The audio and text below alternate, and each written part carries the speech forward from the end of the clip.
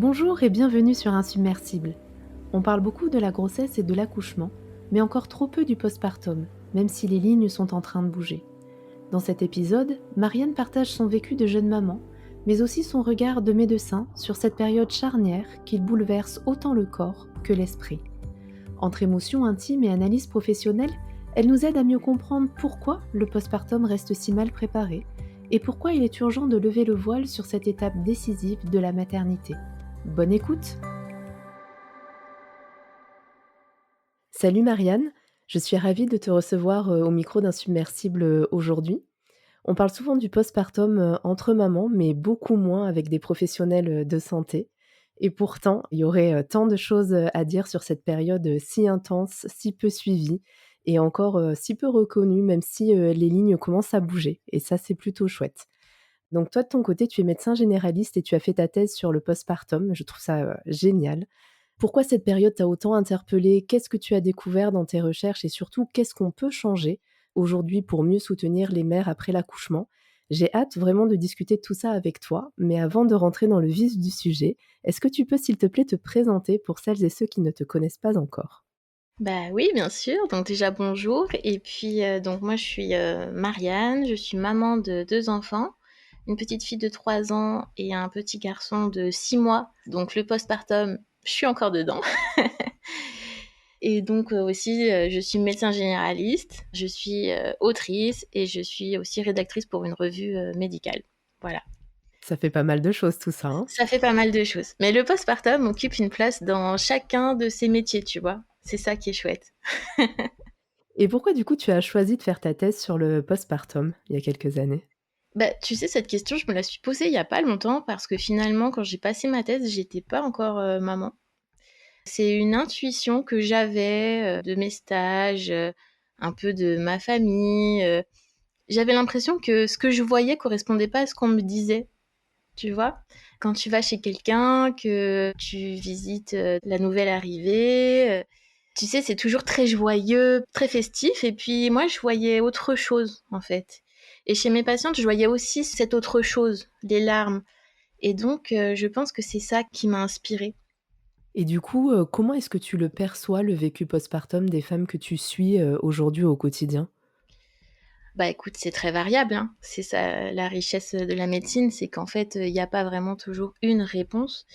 Souvent, il y a quand même des grandes similitudes pour les femmes et c'est d'ailleurs, ce que j'ai montré dans ma thèse, que je retrouve, à savoir un manque d'accompagnement, un sentiment d'abandon avec, une grossesse qui est très médicalisée et puis on arrive, on a le bébé, on sait plus ce qu'il faut faire. Le bébé est suivi et plus, les femmes et c'est un sentiment aussi, bah, d'abandon comme je te l'ai dit, mais aussi d'incompréhension et puis un peu, une solitude face à tout ça. Il y a aussi, beaucoup de femmes qui se plaignent d'informations contradictoires. Donc ça, je l'avais montré dans ma thèse et j'y étais confrontée au cabinet, mais aussi dans ma vie personnelle. C'est insupportable, en fait. Déjà que c'est compliqué, si en plus il y en a un qui dit blanc et l'autre qui dit noir, on ne s'y retrouve plus et donc ça majore cette impression de perte de contrôle, d'abandon, de «je suis perdue» et puis bon, bah, ça génère des angoisses, hein, de se sentir, comme ça, quoi. Et comment on pourrait faire différemment du coup? Parce que tu l'as dit, enfin, il y a vraiment cette solitude, qu'on ressent, c'est pas nouveau. Est-ce que du coup, on en parle un peu plus maintenant, sans avoir vraiment d'action concrète encore, aujourd'hui, mais parce que, on s'autorise à le mentionner, davantage? Parce qu'aujourd'hui, finalement, en postpartum, du côté médical, ça se résume, si je tire un peu le trait, hein, mais, à une visite, après 6 semaines. Donc c'est loin d'être suffisant. Qu'est-ce qu'on pourrait faire différemment et pourquoi on le fait pas, en fait? Alors, il y a des nouvelles choses quand même qui ont été mises en place, à savoir un entretien, postnatal qui, bon, n'est pas, 100 obligatoire, bon, mais qui doit être réalisé quand même, assez précocement et il y a, à peu près 2 visites de la sage-femme, dans les 12 premiers jours. On est d'accord que c'est pas suffisant. Après, je note quand même l'effort. Pour ma part, je pense déjà qu'il faut faire un travail en amont. Préparer pendant la préparation à la naissance et à la parentalité, ne pas faire qu'une petite séance sur l'après. Non, il faut faire vraiment, un module sur l'après, sur le corps et sur l'esprit. Parce que, bon, maintenant, on parle bien de la dépression du postpartum, etc. Mais il n'y a pas que ça, en fait, dans le postpartum. C'est un gros sujet, hein, on est bien d'accord. Mais avant d'en arriver là, il y a aussi d'autres choses.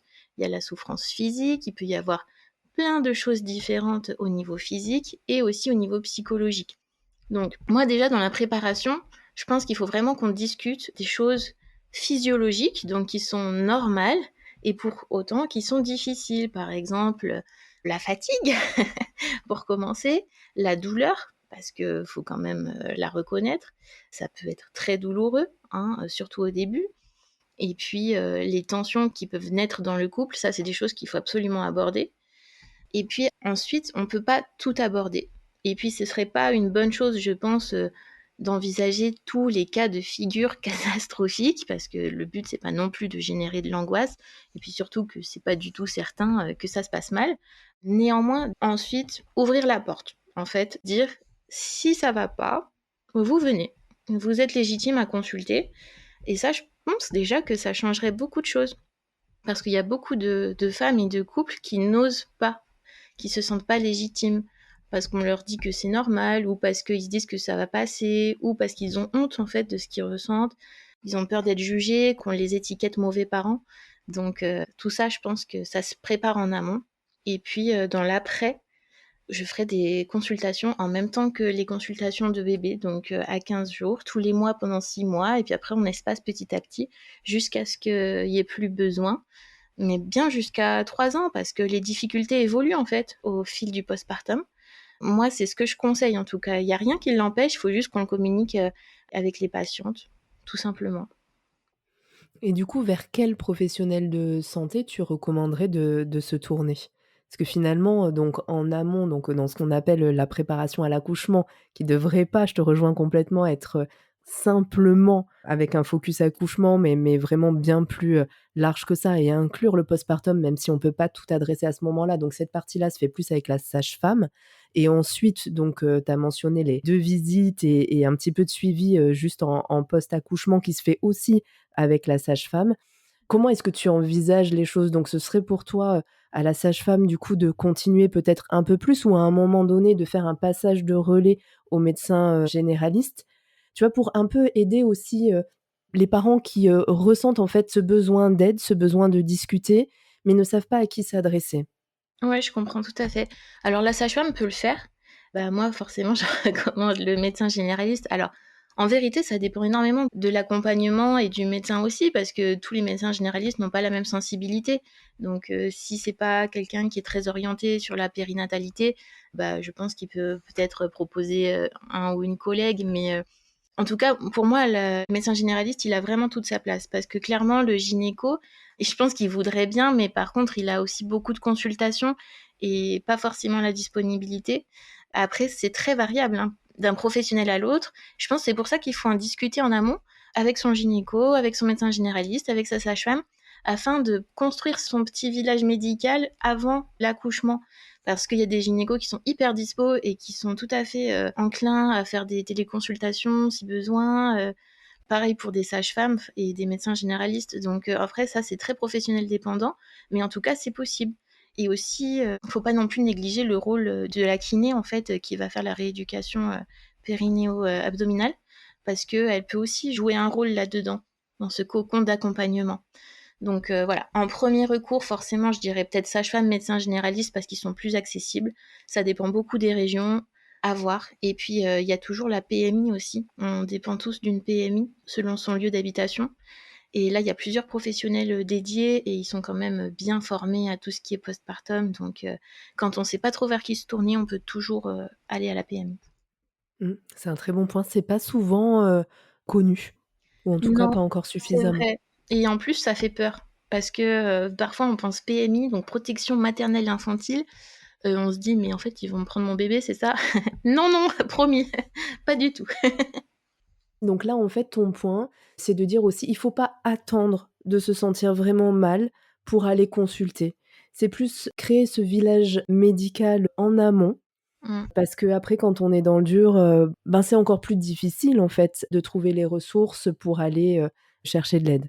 Bah, c'est plus difficile et puis on a un bébé, puis on est fatigué, puis voilà Mmh. et puis en plus on n'a plus ces rendez-vous, tout le temps quoi. Pendant la grossesse, c'est tous les mois donc bon, on sait qu'on va voir un professionnel, tous les mois. En plus, on peut voir la sage-femme. À ce moment c'est le moment pour demander au gynéco ou à la sage-femme quel professionnel on peut aller voir dans l'après quoi. C'est pour ça que je dis ça. Mais après je pense qu'il est jamais trop tard et on fait aussi comme on peut. Faut pas qu'on culpabilise les mamans parce qu'elles ont pas consulté assez tôt. Non, non, c'est pas grave, mais juste écoutez-vous en fait. Si vous ressentez quelque chose qui vous dérange, vous vous sentez pas très bien, vous savez pas l'expliquer, vous êtes vraiment pas la seule dans ce cas-là, mais allez consulter, vous êtes légitime à le faire, vraiment. Est-ce que tu peux nous partager, un moment où une patiente, en fait, t'a particulièrement marqué dans son postpartum et du coup, dans ton accompagnement que tu as dû avoir, avec elle? Mmh. Alors, c'est une patiente dont je parle un peu dans mon livre. Alors bien sûr, j'ai un peu transformé les choses, mais on traversait un peu les mêmes choses toutes les 2, mais avec des mois de décalage. Donc moi, j'étais déjà passée par là et elle, elle arrivait tout juste. Et donc, c'était notamment, son fils qui dormait, que dans ses bras. Elle culpabilisait beaucoup cette maman parce que, elle donnait des petits pots, à son fils, mais des petits pots achetés au supermarché. Bah, en fait, c'était trop mignon parce que d'un côté, je me disais: «Mais oh là là, mais on s'en fiche, c'est vraiment pas la question» et à la fois, quelques mois avant, j'étais dans la même situation de culpabilité. En fait, c'est pas quelque chose de très marquant parce que c'est exceptionnel, mais c'était marquant parce que c'était touchant et que finalement, on se dit: «On est vraiment toutes dans le même bateau et Mmh. il faut vraiment que Tu tu sais t'y quoi? con». Je me suis posé la même question Ah ce oui? week-end. Ah bah, tu vois? Parce qu'en fait, pour le deuxième, là, j'achète quasiment que des petits pots, préparés alors que pour le premier, ben, je les faisais beaucoup plus. Ouais. Donc j'ai eu cette espèce de culpabilité, où du coup, ben, j'ai repris le blender et j'en ai fait, 2-3 mais j'arrive quand même pas à suivre la cadence. Donc Oui, effectivement, ouais, je pense qu'on se pose presque toutes peut-être, les mêmes questions. ouais, voilà, c'est ça donc des fois, ça paraît, vraiment anodin, mais finalement, ça peut prendre des proportions dans l'esprit qui sont importantes et donc à partir du moment où ça devient trop envahissant, faut pas hésiter à en parler franchement, on est là pour ça quand même.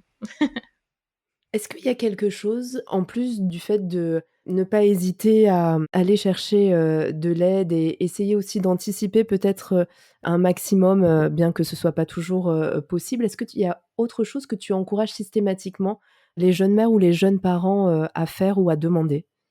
J'encourage vraiment les parents à communiquer, à dormir et à s'écouter soi-même, en fait. Parce que si on s'écoute pas soi-même, on peut pas non plus écouter l'autre.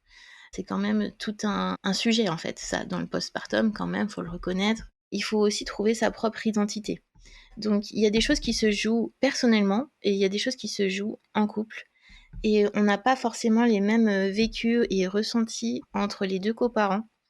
Et ça, c'est difficile. Il faut réussir à le comprendre et à l'accepter. Et aussi, ce que je trouve important, c'est d'aller à sa propre vitesse. C'est-à-dire que souvent, ça y est, on est maman, on a un enfant, tout le monde croit que c'est sa propre descendance, alors que non, non, cet enfant a deux parents. Et ça pleut les conseils, les injonctions, les machins. Et en fait, là, je pense que les parents, il faut vraiment qu'ils soient forts, qu'ils se fixent des choses entre eux et qu'ils essayent de s'y tenir parce que sinon ça peut vite être, ingérable. Alors ça, c'est pas forcément un conseil médical, mais je pense que c'est ce que je conseillerais, de mon expérience. On est passé assez vite, à comment, est-ce qu'on peut faire, voilà, pour que le postpartum soit peut-être un peu plus doux. Mais je me dis, tu vois, en discutant, est-ce qu'on gagnerait pas aussi un peu à expliquer pourquoi, en fait, c'est si difficile le Mmh, postpartum? c'est vrai. Tu vois, pour ceux qui l'ont pas encore vécu et qui peut-être de l'aspect extérieur et tu l'as un peu mentionné au début, se dire: «Ben, en fait, c'est tout beau, bébé est arrivé», et qui ont pas, encore, vécu dans leur, chair et dans leur tripes, ce type de difficultés. Parce que c'est important aussi, je pense, d'expliquer à ceux qui l'ont pas encore vécu parce que ça peut être aussi des soutiens potentiels. Mais ils ne peuvent l'être que s'ils comprennent, en fait, ces difficultés. Complètement, tu as tout à fait raison, je pense que c'est un point essentiel et que c'est plus complexe qu'il n'y paraît. Déjà parce que parfois, cette grossesse et ce bébé, on l'a attendu longtemps. Donc on a juste envie d'être heureux en fait. Et puis c'est ce qu'on attend de nous, d'être heureux. Sauf que parfois c'est difficile d'être heureux et donc là je vais particulièrement me concentrer sur la maman qui accouche. C'est difficile d'être heureuse si on a eu un accouchement difficile, si on a eu une césarienne mal vécue, si on souffre énormément parce qu'on a une cicatrice qui fait mal ou même des hémorroïdes ou ce genre de complications qu'on va pas forcément raconter à tout le monde parce que voilà, ça touche à la sphère intime, on peut être très pudique, ce qui est compréhensible, mais ça n'en est pas moins douloureux en fait. Donc ça, on va pas s'en vanter, mais, mais néanmoins, c'est là, c'est présent. Franchement, être heureux quand on souffre, c'est juste pas humain en fait, c'est pas possible. Voilà. Notre cerveau, quand on a mal, il est fait pour stresser en fait. C'est un signal d'alerte, la douleur. Donc si on est en alerte, ça va pas.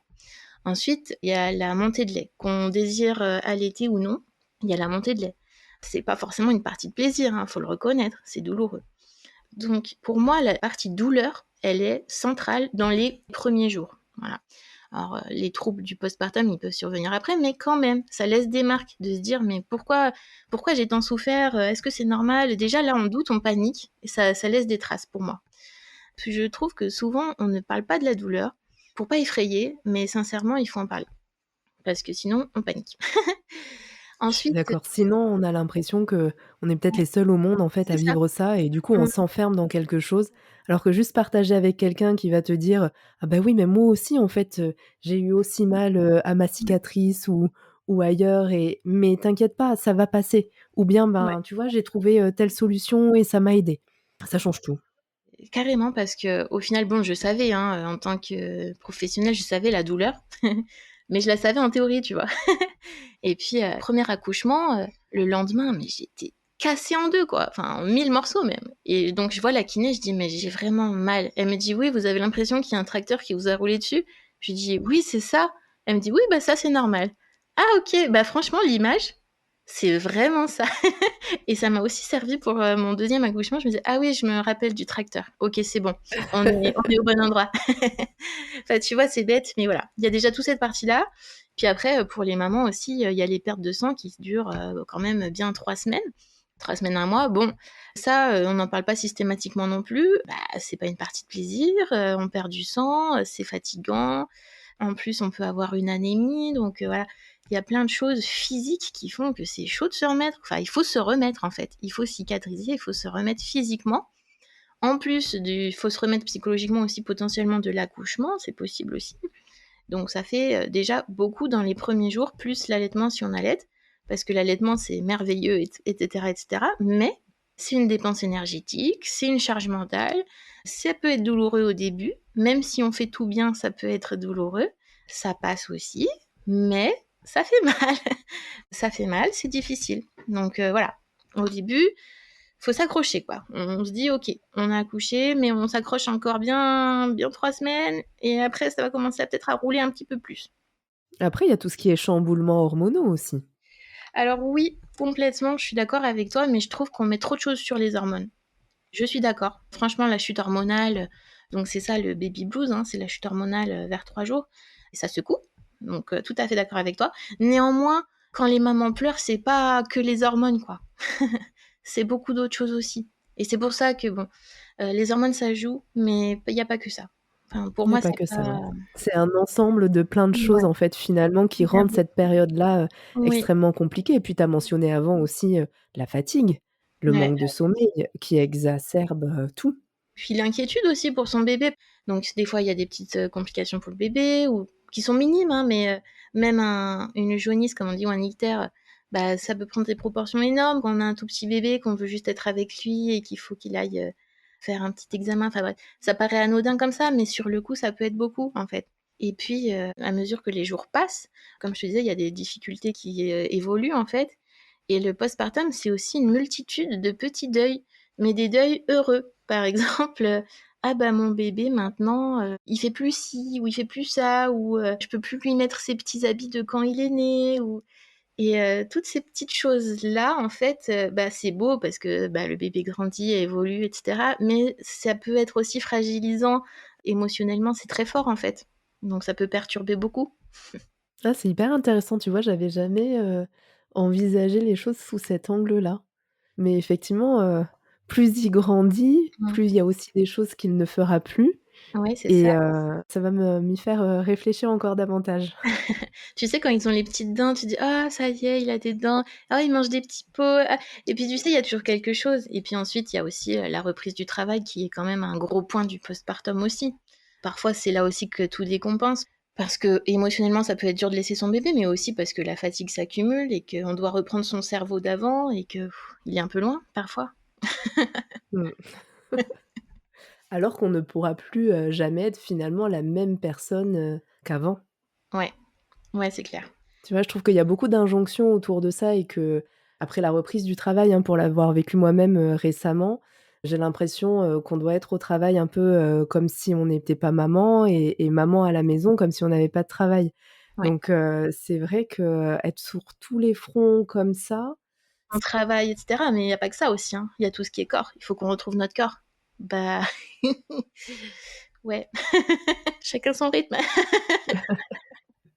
et ça, c'est très juste, tu vois? Chacun son rythme. Mmh. Alors que finalement, on est, très souvent dans une course effrénée, à récupérer son corps, comme avant, à tout refaire un peu dans le comme avant, alors qu'en fait, enfin, on vient de vivre un moment qui est, exceptionnel et qui Oui, n'est pas, juste, le temps de l'accouchement, en fait.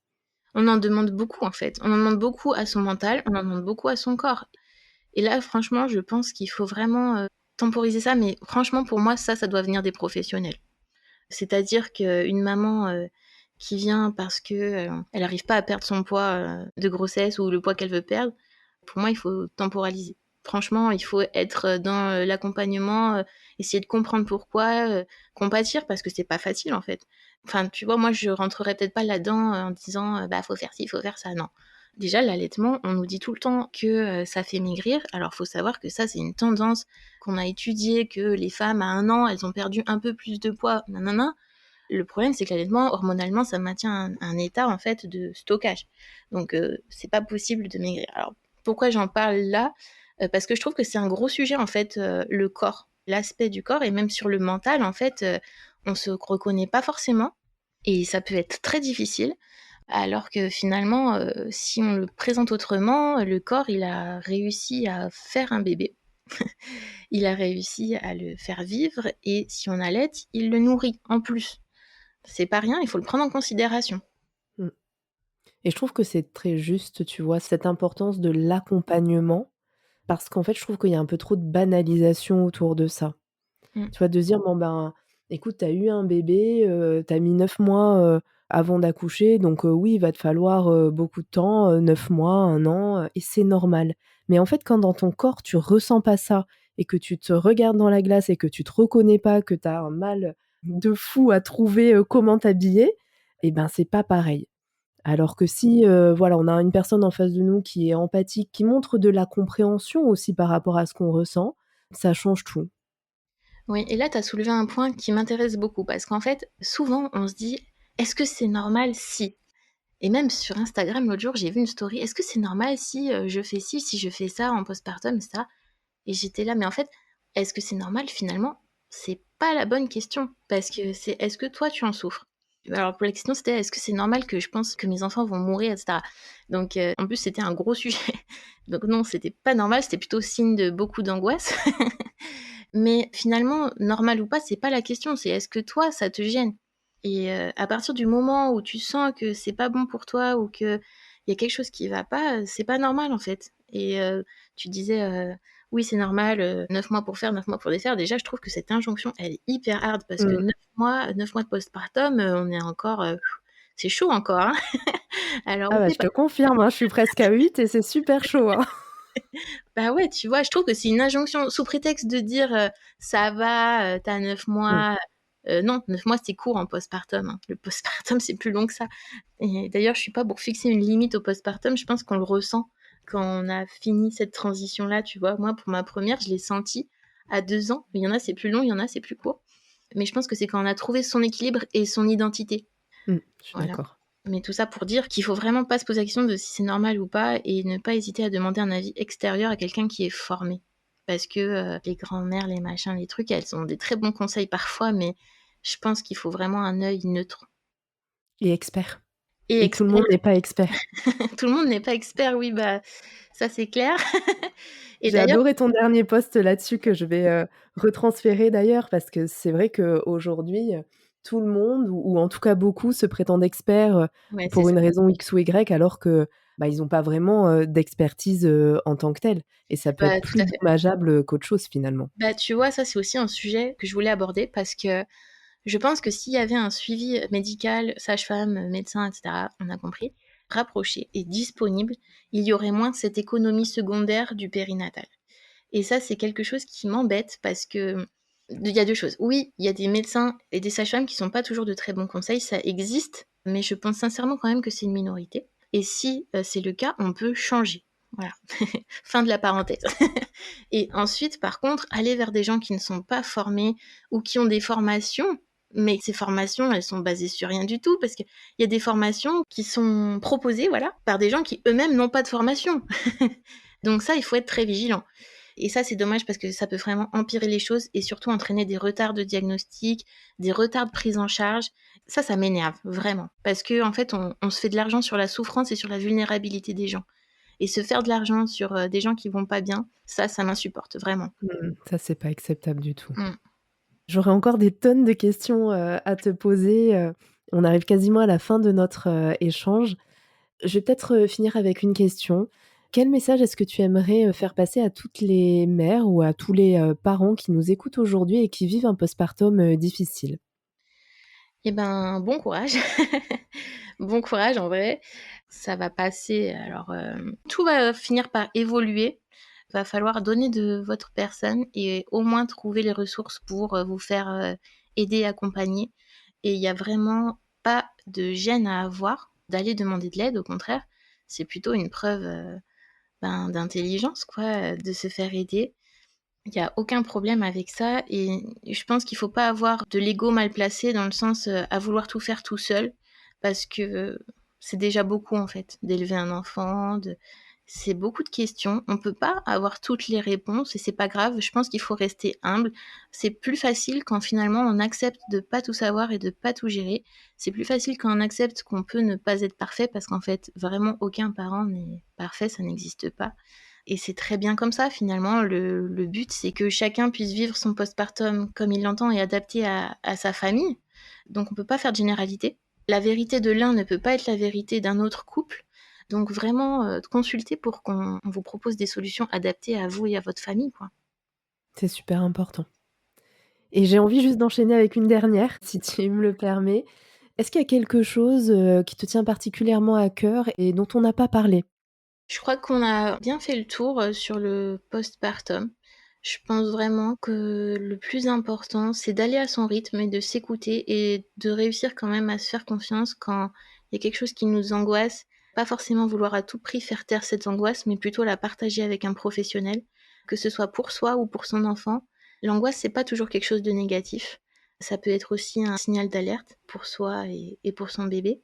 Donc il faut pas la dramatiser ou se la culpabiliser dans le sens, «Oh là là, mais j'arrête pas d'angoisser», non, c'est naturel d'angoisser, je pense qu'on est un peu programmé pour ça. Parfois, ça prend des proportions un petit peu trop importantes. Il faut pas rester avec ça. En fait, faut pas rester avec son mal-être et c'est toujours, mieux d'aller chez le médecin qui nous dise que tout est normal donc faut pas hésiter franchement et trouver des gens avec qui vous vous sentez bien et chez qui vous avez pas peur d'aller. Merci pour, cet échange, super riche. À très bientôt. À bientôt, salut! Merci beaucoup d'avoir écouté ma conversation avec Marianne. Le postpartum, ce n'est pas une simple anecdote après la naissance. C'est un véritable tournant, encore trop souvent invisibilisé. En mêlant son expérience de maman et sa perspective de médecin, Marianne nous rappelle combien cette période mérite d'être reconnue, soutenue et accompagnée. C'est vraiment la clé pour le vivre plus sereinement. Si cet échange vous a touché, s'il vous plaît, partagez-le autour de vous pour qu'il puisse aller jusqu'à celles qui en ont besoin en ce moment, pour leur faire du bien, pour les aider. Je vous dis à dans 15 jours pour découvrir ensemble de nouveaux partages d'expériences et des ressources concrètes pour avancer ensemble sur nos chemins de maternité. Et d'ici là, prenez bien soin de vous.